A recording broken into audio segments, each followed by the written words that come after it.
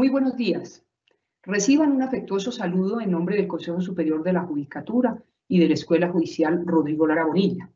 Conscientes de las específicas necesidades de formación judicial de los servidores judiciales de la especialidad penal, quiero darle la bienvenida a la quinta videoconferencia del ciclo de capacitaciones del área penal denominada Justicia Restaurativa en el Procedimiento Penal Especial Abreviado, donde se tratará lo referente a la Ley 1826 de 2017, la cual se ha denominado Ley de Pequeñas Causas, norma que ha sido consciente de la imperiosa necesidad de un proceso abreviado, permitiendo resolver en un tiempo expedito ciertas conductas ilegales que por su menor lesividad social y naturaleza del bien jurídico han sido denominadas delitos menores. En esta oportunidad tenemos el privilegio de contar con nuestro formador, el doctor Juan Carlos Acevedo Velázquez, juez 27 penal del Circuito de Medellín, coordinador del Comité Académico del Colegio de Jueces y Fiscales de Antioquia y docente de posgrados en diferentes universidades de Colombia. Bienvenido, doctor Juan Carlos Acevedo Velázquez, tiene usted el uso de la palabra. Muy buenos días para todos y para todas. Saludos afectuosos desde Medellín. Doctora Mari Lucero Novoa, muchísimas gracias por la invitación. A la doctora Diana Remolina, presidenta del Consejo Superior de la Judicatura, también muchas gracias por esta invitación que me dan para dar la charla sobre justicia restaurativa en el sistema penal abreviado. Es un tema de total relevancia, como lo ha indicado la doctora Mari Lucero, toda vez que permite que antes de que se inicie el proceso penal podamos dar una terminación a ese conflicto que se genera entre dos partes. Entonces es de suprema relevancia este tipo de capacitaciones, este tipo de charlas, para que todos nos propongamos en que terminemos incluso antes de que se inicie el proceso penal con la terminación de ese conflicto, sin necesariamente mover todo ese aparato jurisdiccional y evitar mayor congestión y ayudar o coayudar a que se dé una efectiva justicia restaurativa. Voy a compartir una presentación que es sobre el sistema especial abreviado y iré haciendo referencia a los mecanismos de justicia restaurativa que se pueden dar en el mismo. En este momento voy a compartirlo.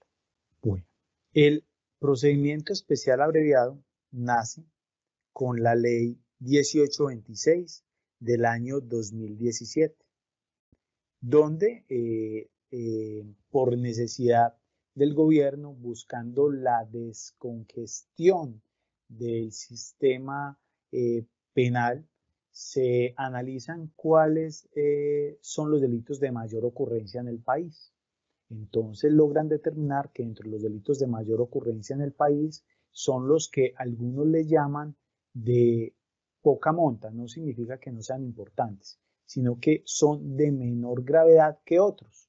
Entre ellos los delitos de hurto, los delitos de abuso de confianza, entre otros. Entonces nace a la vida la ley 1826 con la finalidad precisamente de dar celeridad a este tipo de procesos y garantizar una descongestión de la administración de justicia.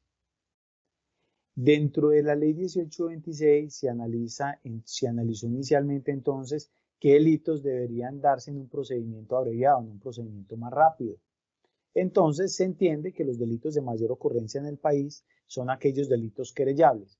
Por ende, la ley del procedimiento especial abreviado, dentro de su ámbito de aplicación, que está en el artículo 534 del Código de Procedimiento Penal, que adiciona la ley 1826, trae todos los delitos querellables. Es decir, que todos los delitos querellables, su procedimiento será el de la ley 1826. Pero aunado a estos delitos querellables, se entiende que hay otros delitos que también pueden ser tramitados por medio precisamente de esta ley 1826, de este procedimiento especial abreviado. Y dentro de esos delitos, entonces, traen los delitos de corrupción privada, delitos de inasistencia alimentaria, hostigamiento, actos de discriminación u hostigamiento, el hurto calificado, el hurto agravado, el abuso de confianza, entre otros.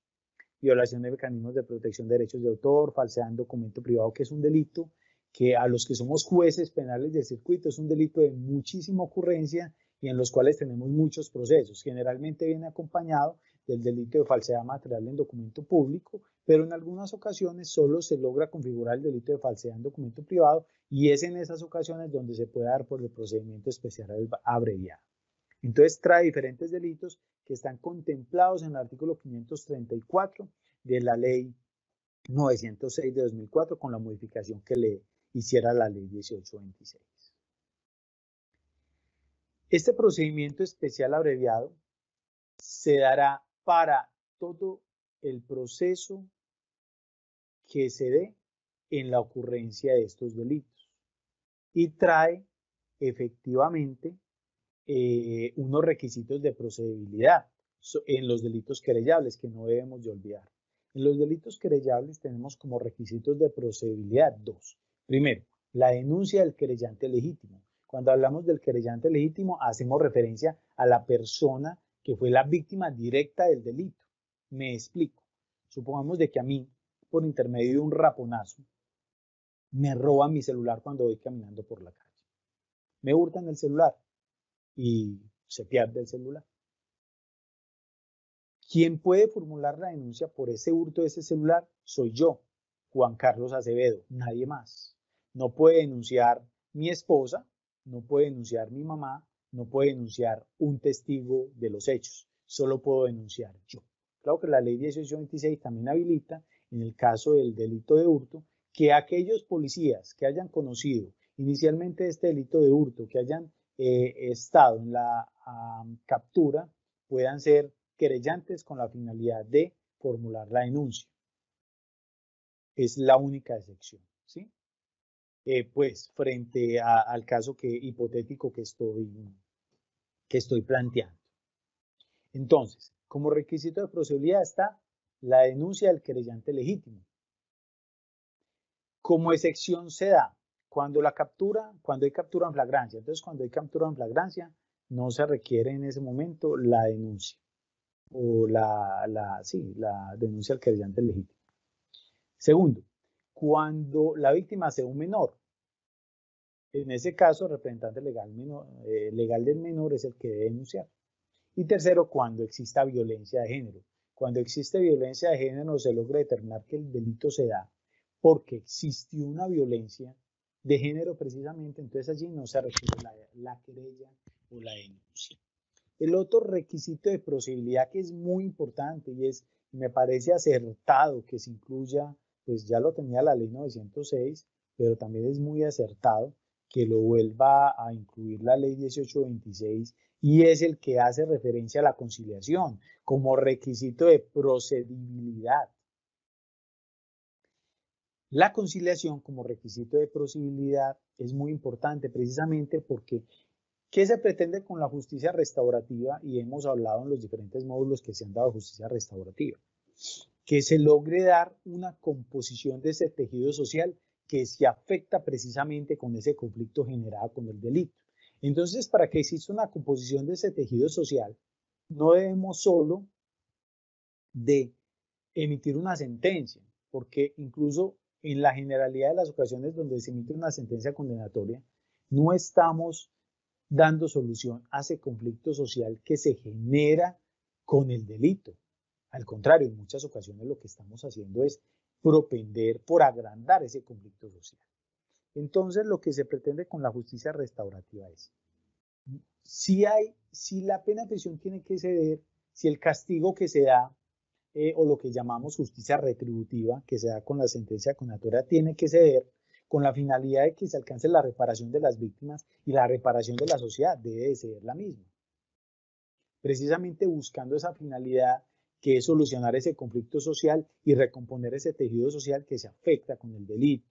Entonces, la conciliación es un mecanismo válido totalmente y que se necesite como requisito de procedibilidad, es decir, que se obligue a asistir por lo menos a una audiencia de conciliación que se pueda realizar ante el mismo fiscal, que considero yo que debe realizarse ante otra tercera persona, una tercera persona no necesariamente el fiscal, sino una tercera persona que tenga capacitación en los sistemas de conciliación y que precisamente tenga ese conocimiento para poder intentar que la persona que está siendo investigada y la persona que fue víctima del delito puedan llegar a un acuerdo. Pero bueno, en la realidad se puede dar ante un fiscal que también son personas capacitadas y que se deben de continuamente capacitar también en estos mecanismos de justicia restaurativa con la finalidad precisamente de dar solución a ese conflicto social de manera rápida. Entonces, en la audiencia de conciliación, lo que se pretende y lo que se debe pretender es que se pongan de acuerdo la víctima del victimario en un resarcimiento de perjuicios, pero que además este victimario, al ponerse de acuerdo en el resarcimiento de perjuicios, no lo haga simplemente por salirse de ese proceso penal, sino que lo haga porque efectivamente fue la persona que incurrió en el delito, porque si es una persona que no incurrió en el delito y lo que está haciendo es que para que no se continúe con el proceso penal, entonces lo que hago es restaurar o reparar a la víctima o porque otra persona que realmente fue la que cometió el delito me está obligando a mí a que yo acepte los cargos, o más bien que aceptar es que repare a la víctima para que a la otra persona no la vayan a investigar. Realmente no estamos acudiendo a una justicia restaurativa porque el conflicto se sigue generando. Dentro de lo que se entiende por justicia restaurativa tenemos que tener muy en cuenta que el responsable del delito debe aceptar su responsabilidad y debe comprometerse a no volver a hacerlo, porque si la persona no se compromete a no volver a hacerlo, entonces es muy probable que lo siga haciendo. Entonces, si lo sigue haciendo, no vamos a restaurar los derechos de la sociedad, sino que la sociedad constantemente se va a ver afectada precisamente por esta persona que va a continuar con conductas desviadas, afectando bienes jurídicos de otras. Entonces tenemos que también tener muy en cuenta que la conciliación no es simplemente repare, sino es miremos qué fue lo que sucedió. Recordemos que estos acuerdos de conciliación, lo que se habla allí en la audiencia de conciliación, no puede ser utilizado por la Fiscalía General de la Nación o por la víctima si no se logra un acuerdo en la audiencia de juicio oral. No puede ser utilizado por ellos.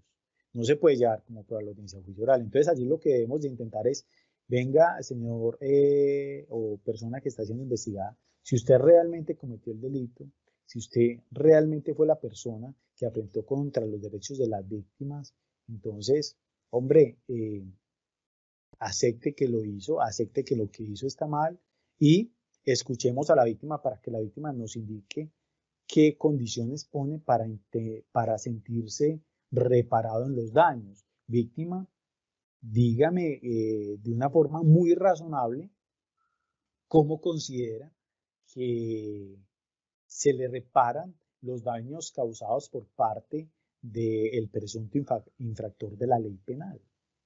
Entonces la víctima indica cuáles son las condiciones en las cuales se siente reparado, que no necesariamente y no siempre es patrimonialmente. Puede ser una reparación simbólica o puede ser una mistura de reparación simbólica más una reparación económica. Y esa reparación económica no necesariamente tiene que ser en dinero, puede ser en que el victimario le preste unos servicios a la víctima o por ejemplo le pinte su casa o le ayude a organizar de pronto una construcción que está realizando o se comprometa con ayudarle a forma de reparación de los daños y perjuicios que le causó la víctima de alguna manera.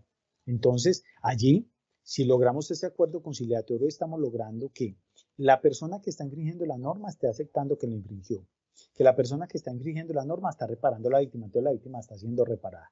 Y además que la persona que está infringiendo la norma, de cierta forma, está reparando a la sociedad, se comprometa a que no vuelva a incurrir en las conductas punibles. Y de esta manera, además, estamos ayudando, coayudando a evitar esa congestión constante que tenemos en la administración de justicia.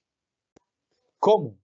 Precisamente terminando ese proceso por intermedio de una conciliación, lo cual no va a llegar al proceso penal, por lo tanto no va a existir un desgaste entre fiscalía, jueces, procuraduría, defensoría pública o defensores, más todo lo que trae consigo estas audiencias. Entonces es muy importante que acudamos a estos mecanismos de justicia restaurativa, empezando por la conciliación, que la conciliación es esencia precisamente de la ley 1826, porque es un requisito de procedibilidad precisamente para que se dé la investigación penal, es decir, para que se pueda acudir a un traslado de un escrito de acusación en la ley 1826, que se agote ese requisito de procedibilidad, que es la conciliación.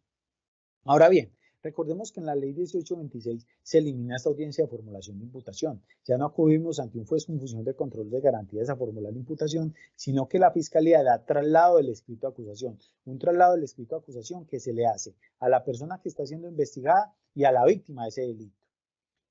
Para que ese traslado de ese escrito de acusación sea viable, en el mismo debe incluirse que efectivamente está la denuncia del querellante legítimo y de igual manera esté agotado el requisito de la conciliación. Recordemos, adicional a esto, que los delitos que están siendo investigados por la ley 1826 no son solamente los delitos querellables.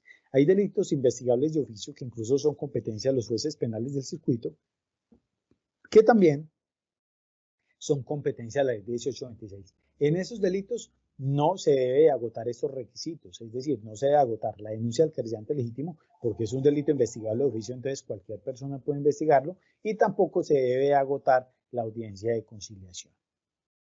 Entonces, se da el traslado del escrito de acusación. El traslado del escrito de acusación es el que suple la audiencia de formulación de imputación. Es la comunicación de los cargos que se surte por intermedio de los mismos, donde se le está informando de manera presencial y de manera formal a una persona que va a ser investigada por un delito que presuntamente cometió. Posterior a ello, se le debe dar ese traslado del escrito de acusación a el juez de conocimiento. Para que el juez de conocimiento, dentro de los 60 días posteriores a que le llegue ese traslado de ese escrito de acusación, cite audiencia concentrada. Recordemos que en el procedimiento ordinario de la ley penal tenemos audiencia de formulación de imputación. Posterior a la audiencia de formulación de imputación está el traslado del escrito de acusación, que realmente esa presentación del escrito de acusación se hace ante el juez y el juez lo remite a las partes, a las víctimas, al Ministerio Público y al defensor. En este caso, y luego sigue la audiencia de formulación de acusación, que es donde formalmente se acusa a la persona. En la ley 1826, lo que sucede es que ya no hay audiencia de formulación de imputación, ya no hay audiencia de formulación de acusación. Ya es un traslado del escrito de acusación que hace directamente el fiscal o el acusador privado, porque recordemos que acá también se trajo la figura del acusador privado, que es el representante de víctimas. Ese traslado del escrito de acusación que se hace previo cumplimiento de los requisitos de procedibilidad en los casos que sean necesarios, es decir, en los delitos querellables, a la persona que está siendo investigada o quien en compañía de un defensor acude para escuchar por qué lo van a iniciar la investigación. Se logra realizar una audiencia de conciliación donde se agote ese otro requisito, y si no se logra conciliar, entonces se traslada ese escrito de acusación al juez de conocimiento. En ese traslado de ese escrito de acusación se le da la posibilidad a la persona también que acepte los cargos, porque puede ser que no exista conciliación porque no tienen cómo reparar, pero se acepte los cargos. Y se acepta los cargos en ese momento, la rebaja, así la persona haya sido capturada en flagrancia, es de hasta el 50% sobre la pena imponer. Posterior a ello, es que dentro de los 10 días siguientes el fiscal le pone o hace traslado del escrito de acusación al centro de servicios judiciales o a la oficina de apoyo judicial, dependiendo del circuito.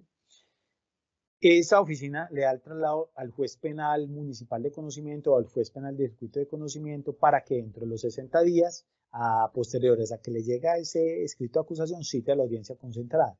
¿Por qué 60 días? Porque dentro de esos 60 días es el tiempo que tiene la defensa para recolectar elementos materiales probatorios y posteriormente descubrirlos en la audiencia concentrada. Después de la audiencia, después del traslado del escrito de acusación, entonces viene la audiencia concentrada. Bueno, frente a este traslado del escrito de acusación hay que hacer unas precisiones. Puede ocurrir que la persona haya sido capturada en flagrancia por un delito que se da por la ley 1826. ¿Qué sucede cuando la persona es capturada en flagrancia en un delito que se da por la ley 1826?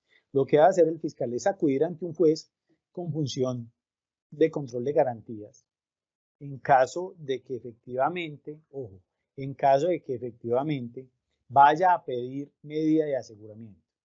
porque si no va a pedir medida de aseguramiento y el delito no da para pedir medida de aseguramiento, pues no debe acudir ante un juez con función de control de garantías para legalizar la captura. Lo que debe hacer es darle libertad. Y en esa libertad, después de esa libertad, si la Fiscalía cuenta con los elementos materiales probatorios suficientes que le logren llevar ese conocimiento de probabilidad de verdad y que la persona efectivamente incurrió en ese delito, entonces le da traslado el escrito de acusación a la persona investigada, una vez le dé la libertad. Si no cuenta con esos elementos materiales probatorios que permiten determinar ese conocimiento de probabilidad de verdad para darle traslado al escrito de acusación, lo que hace es darle libertad y posteriormente, cuando ya recaude esos elementos materiales probatorios que permiten llevarle ese conocimiento de probabilidad de verdad de que la persona se incurrió en ese delito, entonces lo cita para darle traslado al escrito de acusación. ¿Sí?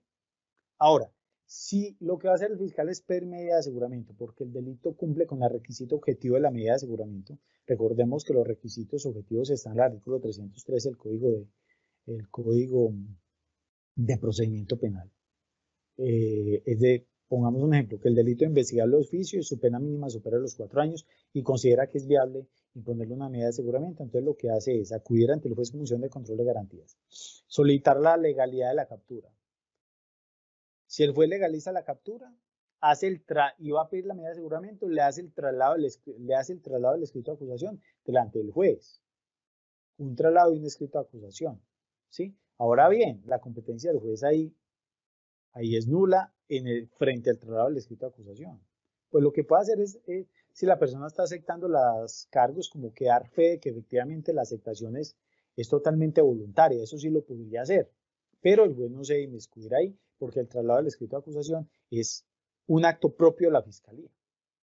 Y después de ese traslado del escrito de acusación, ya solicita la medida de aseguramiento ante el juez con función de control de garantías y ya le da el trámite normal a la audiencia del 307, indicando los factores subjetivos y objetivos para la solicitud de la medida de aseguramiento, y ya el juez, con este traslado de esos elementos materiales probatorios que le den, entra a determinar si efectivamente se da cumplimiento los requisitos subjetivos y subjetivos para la imposición de la medida de aseguramiento. ¿Sí? Recordemos que para que el fiscal dé ese traslado del escrito de acusación en esa audiencia, como hay captura en flagrancia, no debe haber agotado el requisito de procedibilidad de la denuncia, pero si es un delito querellable, lo que sí debe hacer es haber agotado el requisito de procedibilidad de la conciliación, porque si no lo agotó, no puede iniciar el proceso penal, porque es un requisito de procedibilidad. Eso lo tenemos que tener muy en cuenta, con mucha claridad. Este requisito de procedibilidad ante la Fiscalía lo debe agotar es durante el trámite de los actos urgentes, llamar, venga señor que está siendo investigado, venga señor víctima. Antes de dar este traslado de escrito de acusación, lo que sucede es que acá usted está siendo investigado, va a ser investigado muy probablemente por este delito. La víctima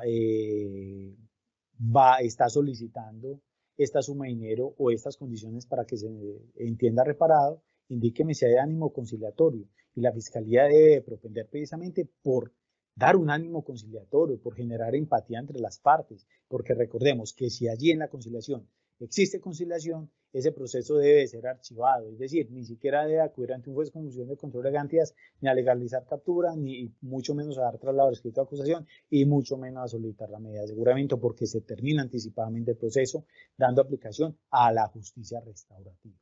¿Sí? Ahora bien, entonces, estas son vicisitudes pues, que se pueden presentar en el traslado del escrito de acusación cuando se va a solicitar una medida de aseguramiento, entonces se debe dar ante el juez con función de control de garantías. Cuando hay una captura en flagrancia, pero el fiscal va a dar libertad, lo puede dar una vez dada la libertad, dar el traslado de escrito de acusación, siempre y cuando cuente con todos los elementos materiales probatorios que permiten llegar al conocimiento de probabilidad de verdad. Si no los cuenta, entonces lo que hace es darle la libertad y luego lo cita. ¿Sí? Bueno. Posterior entonces a este traslado del escrito de acusación viene la audiencia concentrada. Ahora, ¿cuál es el contenido? ¿Qué documentos debe contener el traslado del escrito de acusación? Debe contener la indicación del juzgado competente, la prueba sumaria que acredite la calidad de víctima y su identificación, la indicación de la posibilidad de allanarse los cargos, la orden de conversión de la acción penal en acción privada, de ser del caso, es decir, cuando existe un acusador privado que solicita la conversión ante la Fiscalía General tiene un mes para determinar si efectivamente la conversión de acción pública a acción privada, esto es que ya el proceso no lo va a seguir investigando un fiscal, sino un acusador privado, que es el representante de víctimas, que tendrá las mismas calidades de la Fiscalía y por lo tanto las mismas responsabilidades penales y disciplinarias que la Fiscalía General de la Nación. Recordemos que también debe contener ese traslado de escrito de acusación en los delitos querellables, la denuncia del querellante legítimo y el agotamiento de la conciliación, del prerequisito de conciliación.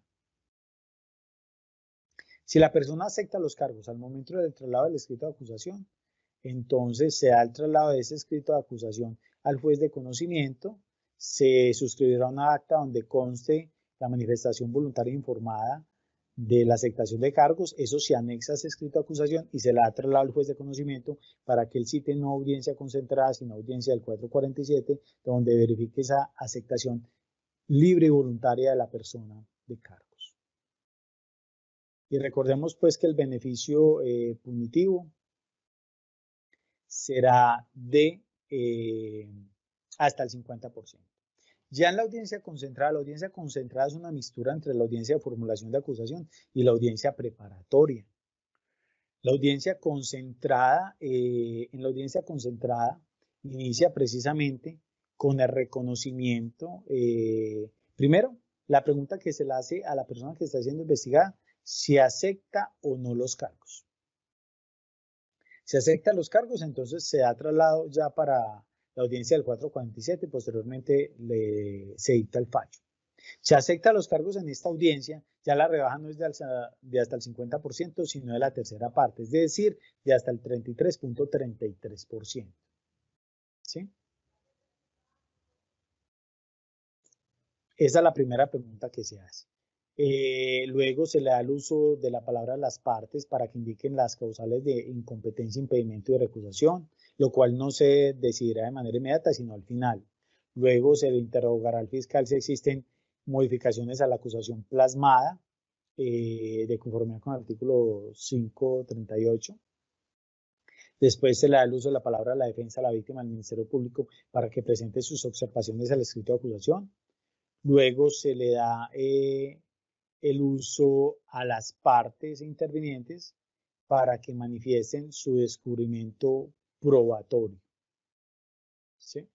Si efectivamente se dio el descubrimiento probatorio por parte de la Fiscalía a la defensa. Si no se ha dado, entonces el juez puede rechazar o debe rechazar precisamente conforme al artículo 346 ese descubrimiento probatorio por ende de la acusación. Séptimo, se le da el uso de la palabra a la defensa para que descubra los elementos materiales probatorios y evidencia física que tiene. Octavo, se le da el uso de la palabra a las partes para que enuncien los elementos materiales probatorios que van a llevar a juicio oral. Noveno, le sigue la etapa de las estipulaciones probatorias. Décimo, se hacen las solicitudes probatorias por parte de la Fiscalía, Víctima y Defensa. Después de ello, se hace la solicitud de inadmisión, rechazo o exclusión de estas solicitudes probatorias. Posterior, se hace la solicitud de las nulidades por parte de las partes y después de eso el juez se pronunciará sobre las solicitudes probatorias y sobre las nulidades propuestas en una única providencia. Y ya se le corre el traslado a las partes para que indique si tienen recurso de reposición o apelación frente a estas decisiones, las cuales sean en el efecto suspensivo ante el superior jerárquico. Bueno, acá hay que hacer una salvedad. Y es algo muy importante que trajo la ley 1826, precisamente acudiendo a lo que es la justicia restaurativa, que sabemos que es diferente a la justicia retributiva. Recordemos que la justicia restaurativa mira hacia el futuro, la justicia retributiva mira hacia el pasado, la justicia retributiva busca la sanción, el castigo, la sentencia condenatoria, la justicia restaurativa busca la solución del conflicto y recomponer ese tejido social. Entonces, la ley 1826 antes trae una modificación. Antes de la ley 1826, Los delitos querellables, recordemos que son delitos desistimibles, es decir, que la persona víctima del delito puede desistir de la continuidad de la acción penal y por ende si existe desistimiento, entonces lo que deben de hacer las partes es cualquiera de ellas puede solicitar la preclusión ante el juez de conocimiento porque existe una imposibilidad de continuar con el ejercicio de la acción penal. Esto es el numeral primero del artículo 332 del Código de Procedimiento Penal, porque se da una causal de extinción de la acción penal conforme al artículo 82 de la Ley 599/2000, y esto es el desistimiento en los delitos querellables. Antes de la Ley 1826, este desistimiento en los delitos querellables era procedente hasta la audiencia preparatoria. Con la expedición de la Ley 1826, este desistimiento es posible hasta la audiencia de juicio oral, lo cual permite que incluso hasta la audiencia de juicio oral la víctima pueda desistir del proceso penal, lo cual es totalmente loable. Si recordamos que este desistimiento generalmente opera porque existe conciliación, es decir, existe el requisito de la conciliación como requisito de procedibilidad para los delitos querellables, pero después de que haya traslado al escrito de acusación, pues es también viable que exista conciliación, ¿sí? Ahora, lo que pasa es que ya por la conciliación no es que se diera por terminado el proceso, sino que la persona tendría que desistir, ¿sí? Tendría que desistir. Entonces, el desistimiento era posible antes de la expedición de la Ley 1826 hasta la audiencia preparatoria. Ahorita, lo cual es totalmente acertado en mi criterio, por parte del legislador, es que el desistimiento es posible hasta la audiencia de juicio oral. Es decir, que hasta la audiencia de juicio oral puede darse la conciliación, que se puede dar incluso dentro de la misma audiencia, porque los jueces podemos ser facilitadores de esa conciliación sin necesariamente ser partes. Podemos indicar, ustedes ya conocen los mecanismos de justicia restaurativa como la conciliación, ya tuvieron la oportunidad de sentarse a entablar una posible conciliación. Si ya la tuvieron, obviamente, porque es un requisito de posibilidad, si ya han vuelto a tener la posibilidad de sentarse, de intentar una conciliación. Si no la han tenido, pues lo llamo para que lo intenten. Y pues si no tienen ánimo conciliatorio, pues seguimos con la audiencia. Pero si tienen ánimo conciliatorio, efectivamente, significa que podemos suspender la audiencia, miren si van a conciliar, si concilian, desiste la víctima y se termina el proceso. Entonces miremos que nosotros podemos propender por una terminación anticipada sin necesariamente ser parte, obviamente. Esto es con la finalidad de dar mayor aplicabilidad a lo que es la justicia restaurativa, que se puede dar por este mecanismo como es la conciliación. Entonces miremos la importancia que trae esta ley 1826, ya el desistimiento incluso es hasta la audiencia de juicio oral, ¿sí? Supremamente importante. Bueno, ya después de la audiencia concentrada sigue la audiencia de juicio oral. La audiencia de juicio oral es igual a la audiencia del procedimiento ordinario. La única diferencia es que al momento de terminar todo el debate probatorio y darse los alegatos de conclusión, de manera inmediata no es que se suspenda para audiencia del 447 en caso de que el sentido del fallo sea condenatorio, sino que de manera inmediata se le da el uso de la palabra a las partes para que se desarrolle lo que se desarrolla en la audiencia del 447 y en el desarrollo de la audiencia de juicio oral, que indiquen las circunstancias de socioculturales, familiares, de todo tipo, de todo orden que tiene el procesado y las solicitudes frente a la pretensión punitiva por parte de la Fiscalía o representante de las víctimas, de igual manera de la defensa, para que una vez terminada esa audiencia de juicio oral, el juez tendrá 10 días hábiles para que por escrito saque la sentencia. A los 10 días debe citar las partes para informarles de la sentencia, las notifican estrados o pues se las notifica personalmente a estas personas y ellos ya tendrán 5 días hábiles para interponer los correspondientes recursos y si interpone recursos las partes no recurrentes tendrán 5 días hábiles más. Es de resaltar que también trajo algo muy importante la ley 1826. Pues en este corto tiempo pues no alcanzamos a desarrollar todo. Posteriormente sé que la Escuela Judicial lo está haciendo, desarrollaremos en mejor manera todo lo del sistema abreviado. Acá estamos dando una parte general y hablando de la justicia restaurativa. Pero algo muy importante que trajo también la ley 1826 es que cuando se da la conversión de acción pública a acción privada, esto es que la investigación la lleva un acusador privado representante de víctimas Desde la presentación del escrito de acusación se debe hacer todas las manifestaciones tendientes a la reparación integral. Esto es, que cuando la audiencia del juicio oral se termina con sentencia condenatoria y fue el acusador privado el que llevó el proceso penal, el juez en ese momento también debe de indicar lo referente a la petición de reparación integral de perjuicio. Es decir, ya no hay audiencia de reparación, de incidente de reparación integral, sino que durante la audiencia de juicio oral se desarrollará esa parte del incidente de reparación integral y el juez al momento de emitir la sentencia condenatoria emitirá lo referente a la reparación integral de perjuicios.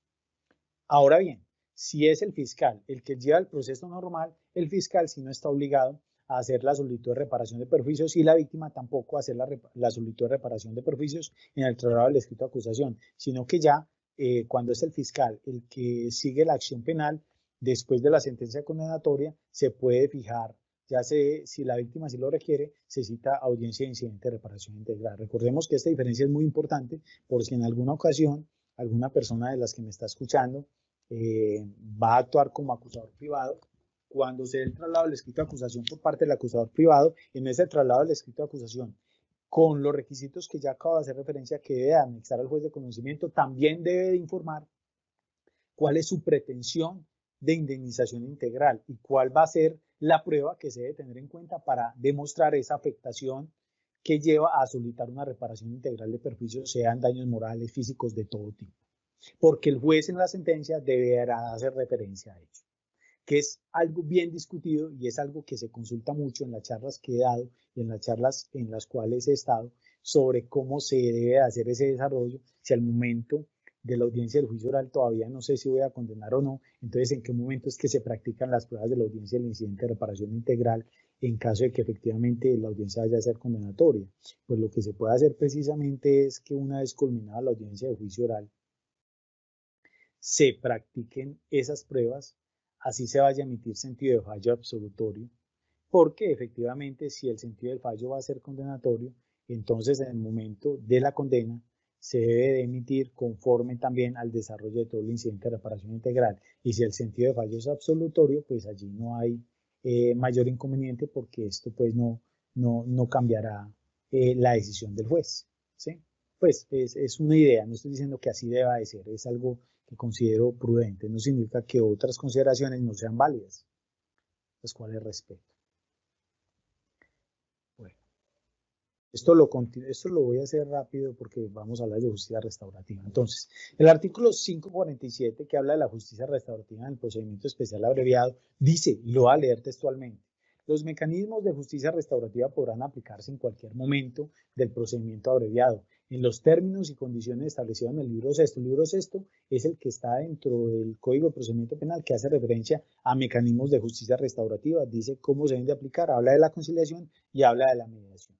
Entonces dice, deberá darse en las condiciones establecidas en el libro séptimo del Código de Procedimiento Penal hasta antes de que se emita fallo de primera instancia y dará lugar a la extinción de la acción penal de conformidad con el artículo 77 de este código. Bueno, ¿cuáles son los mecanismos de justicia restaurativa entonces que se pueden dar en el sistema penal abreviado? La conciliación, ojo, la indemnización integral. Recordemos que en los delitos contra el patrimonio económico, delitos de lesiones personales culposas y dolosas, se puede dar la indemnización integral conforme al artículo 42 de la ley 600 del año 2000.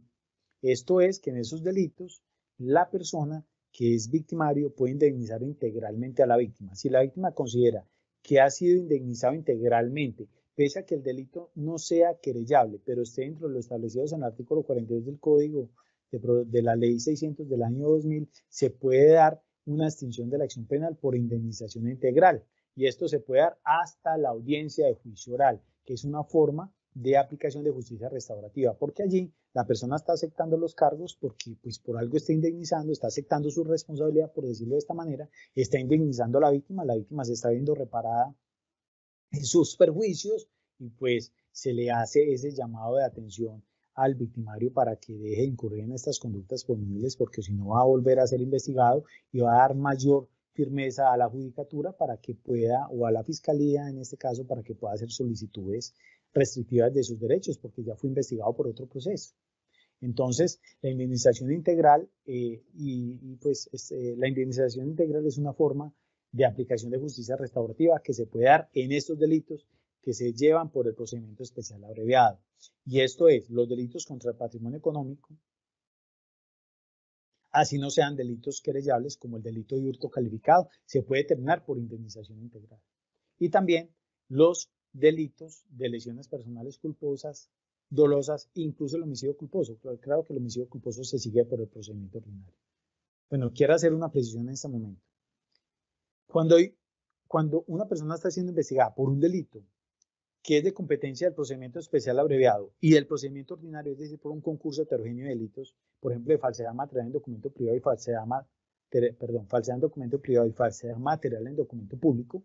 La falsedad material en documento público se da por el procedimiento ordinario y la falsedad en documento privado por el procedimiento especial abreviado. En estos casos, el proceso debe seguirse por el procedimiento ordinario y no por el procedimiento abreviado. Cuando hay dos delitos y uno de ellos es de competencia del procedimiento ordinario, el procedimiento o el proceso se seguirá por el procedimiento ordinario, ¿sí? Para hacer esa salvedad. Otro mecanismo de justicia restaurativa muy válido es la mediación.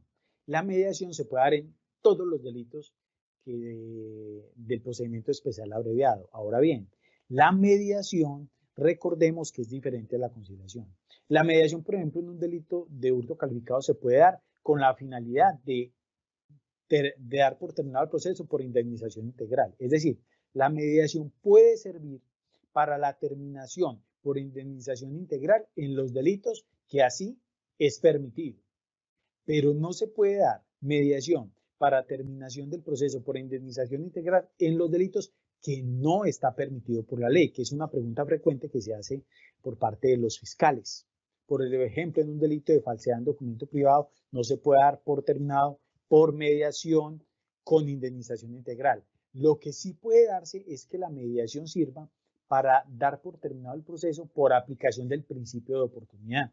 Recordemos que la mediación, que está establecida en el artículo 524 y siguientes del Código de Procedimiento Penal, indica que con la finalidad de dar por terminado el proceso por aplicación del principio de oportunidad, es válida la mediación en los delitos cuya pena mínima no supera los 5 años de prisión.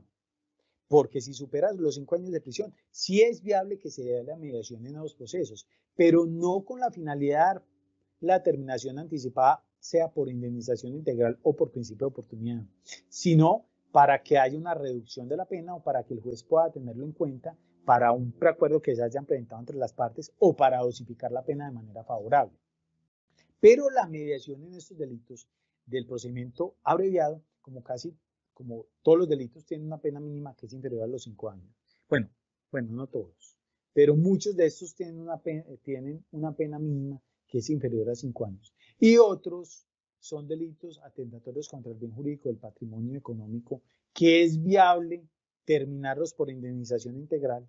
Entonces, en este procedimiento especial abreviado es de mucha aplicabilidad la mediación, sea para que se termine el proceso por indemnización integral y se dé una solicitud de preclusión ante el juez de conocimiento, o sea para que se termine por mediación, por aplicación del principio de oportunidad, por la causal del numeral séptimo del artículo 322.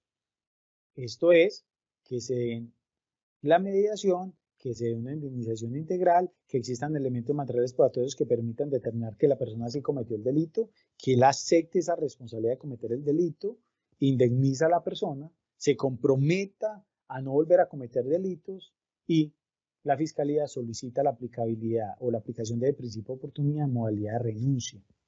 Entonces miren que allí cumplimos con las finalidades de la justicia restaurativa. Se repara a la víctima.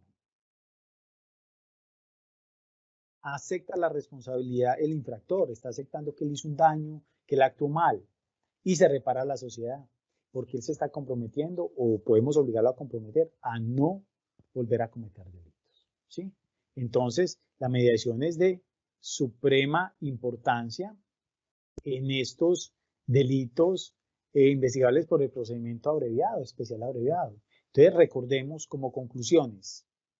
porque el tiempo pues ya no nos da para que continuemos. Como conclusiones, tenemos primero que existen 3 mecanismos muy importantes de justicia restaurativa que se dan en el procedimiento especial abreviado. La conciliación, que incluso es un requisito de procedibilidad para los delitos querellables, que son la mayoría o son los de mayor cantidad que se pueden llevar por el procedimiento penal especial abreviado. La indemnización integral, que se puede dar sea por conciliación, un acuerdo de partes posterior al traslado del escrito de acusación, posterior a la audiencia concentrada. Y por mediación, y la mediación la podemos aplicar en aquellos delitos que se puedan terminar por indemnización integral, aquellos delitos que se pueda desistir hasta la audiencia del juicio oral, o para que se dé aplicación al principio de oportunidad de modalidad de renuncia.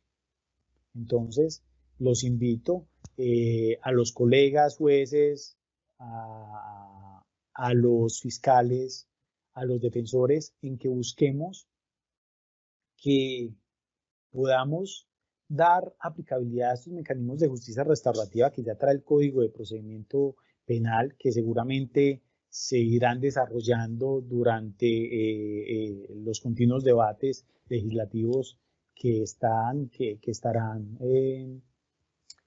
a futuro sobre la justicia restaurativa, porque a esto debemos de tender, a solucionar el conflicto social, a recomponer ese tejido social, a realmente solucionar ese conflicto que muchas veces no se da con el proceso penal, porque listo, por ejemplo, en un caso de hurto, me hurtan mi celular, o supongamos de que yo trabaje en mi portátil, en mi computadora y tenga toda la información y me lo hurtan.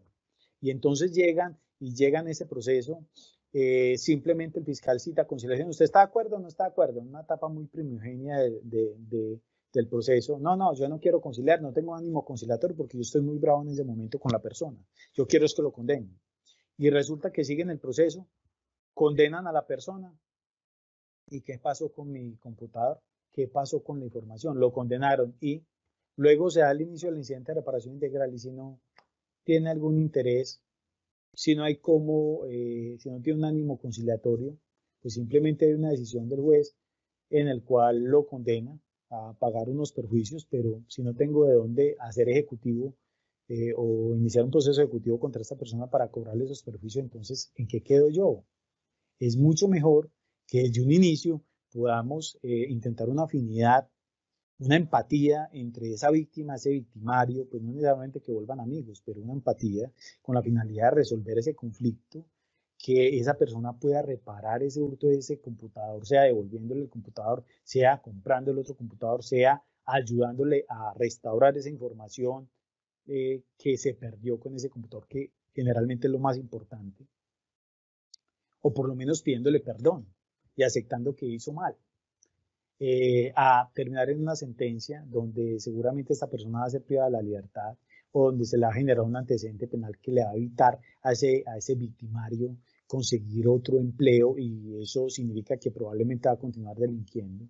¿Por qué no mejor intentar llegar a un acuerdo, intentar que esa persona no se le genere un antecedente penal, no se le genere una sentencia condenatoria necesariamente, y pueda continuar quizás consiguiendo un trabajo y trabajando bien, sin cometer estos delitos, y la víctima sea reparada? Eso es posible, puede ser posible, hay casos que se han dado, ¿sí? O en casos en que necesariamente ahí va a haber una sentencia condenatoria, que por lo menos hay una reparación a la víctima, que esa persona acepte esa responsabilidad, no quede enojado con la sociedad, que haya una rebaja de pena y que la persona posterior a que cumpla esa pena salga a ser una persona de bien, y no salga a ser una persona con rabia con la justicia, con rabia con la sociedad, con rabia con la misma víctima, y salga a ser una persona de mal. Los llamo para que restablezcamos ese chip que tenemos e intentemos acudir a estos mecanismos de justicia restaurativa que en el sistema del procedimiento especial abreviado están, mejor dicho, se pueden utilizar de manera muy fácil. Es un poco más difícil en el procedimiento ordinario, lo cual no es imposible, pero es un poco más complejo. En el procedimiento abreviado es un poco más sencillo, pues desde como requisito de procedibilidad se puede dar la conciliación. Bueno, muchas gracias. Le doy el uso de la palabra a la doctora Mari Lucero para las preguntas. Les agradezco la atención prestada a esta charla. Muchas gracias. Muchas gracias, apreciado doctor Juan Carlos, por su muy importante, oportuna en este tiempo de crisis, exposición acerca de este trámite en el proceso abreviado del proceso de justicia restaurativa como un mecanismo de mediación, como usted lo decía, para recomponer el tejido social y contribuir a la pacificación de nuestro país. Doctor Juan Carlos, para el espacio de preguntas vamos con la primera. ¿Cuál es el papel de la mediación en los procesos que se llevan conforme a la ley 1826? Muchas gracias, doctora. La mediación es de total aplicabilidad en aquellos delitos que no son querellables, que su pena no supere los 5 años de prisión con la finalidad de terminarlo, sea en los casos que sea procedente por indemnización integral como los delitos atentatorios contra el patrimonio económico que no son querellables, que son investigables de oficio y que se pueden terminar por indemnización integral, se puede llegar a ella utilizando la mediación. Y en aquellos casos en los cuales no es viable la indemnización integral, se puede utilizar la mediación con la finalidad de terminar el procedimiento conforme al numeral séptimo, la causal séptima del principio de oportunidad en la modalidad renuncia, lo cual se puede dar perfectamente en los delitos como falsedad en documento privado, como en uso legítimo de marcas y patentes, entre otros. Entonces la mediación es un mecanismo de mucha utilización y que es muy posible darlo precisamente en estos delitos que son investigables por el procedimiento especial abreviado. Muy bien, doctor. Segunda pregunta. ¿Se pueden realizar audiencias de conciliación ante centros de arbitraje y conciliación en los delitos querellables? Y en caso de darse, ¿qué efectos genera el proceso penal? Muchas gracias, doctora. Sí, es muy importante porque en los delitos querellables es posible que se realice una audiencia de conciliación ante un centro de arbitramiento y de conciliación sin necesidad de hacer la audiencia de conciliación ante el fiscal. Entonces, si las personas que están en un conflicto que puede ser investigada, una de ellas, por un delito, se ponen de acuerdo ante un centro de conciliación y arbitraje en una reparación, en que se van a reparar unos daños y llegan a un acuerdo conciliatorio, esa acta de esa audiencia conciliatoria se lleva ante el fiscal. Y lo que el fiscal debe hacer con esa indagación es inmediatamente archivarla conforme a ese acuerdo conciliatorio. Entonces, es totalmente viable. La conciliación puede ser procedente no solo ante el fiscal, sino ante un conciliador, ante un centro de conciliación o arbitramiento, antes de ir ante el fiscal. Y los efectos es que el fiscal debe archivar esa investigación. Muy bien, doctor. Siguiente pregunta. ¿La justicia restaurativa se da solo dentro del proceso penal o por fuera de él también se puede dar? Muchas gracias, doctora. Es una pregunta muy importante. Pues la justicia restaurativa inicialmente podemos decirle que hacemos referencia al conflicto social generado por un delito, por una conducta típica. Pero los conflictos sociales no solo se generan por un delito, sino que se generan por diferencias que se tienen, por ejemplo, en la resolución de un contrato, en un problema civil, en un conflicto disciplinario. Entonces, en esas otras áreas del derecho, como es el proceso civil, el proceso administrativo, un proceso disciplinario, un proceso laboral y un proceso comercial, es totalmente loable y viable utilizar mecanismos de justicia restaurativa, tanto así que la conciliación es un requisito de procedibilidad en algunos procesos civiles, en algunos procesos laborales, en otros procesos laborales administrativos, entre otros. Entonces, la conciliación como mecanismo de aplicación o que permite esa justicia restaurativa es totalmente aplicable, no solo en el proceso penal, sino en los otros procesos jurisdiccionales. Y eso permite precisamente descongestionar el aparato jurisdiccional, no solo en penal, sino en las otras áreas del derecho. Muy bien, doctor. Una pregunta que tiene que ver con esa. Si dentro del proceso de justicia restaurativa hay un acuerdo, hay un diálogo, ¿eso termina los efectos del proceso penal? Sí se puede terminar, dependiendo del delito. Si son delitos querellables, se puede terminar por desistimiento de la víctima. Entonces determina que incluso la ley 1826 permite que sea hasta la audiencia de juicio oral. Si es en procesos en que no es viable el desistimiento, pero si es viable que se termine por mediación aplicando el principio de oportunidad, también es viable terminarlo en modalidad de renuncia por parte de la Fiscalía General. Y si no es viable terminarlo por mediación, no se puede terminar el proceso penal, pero sí permite que la pena sea menor o que la dosificación penal que le da el juez sea mucho más favorable al procesado.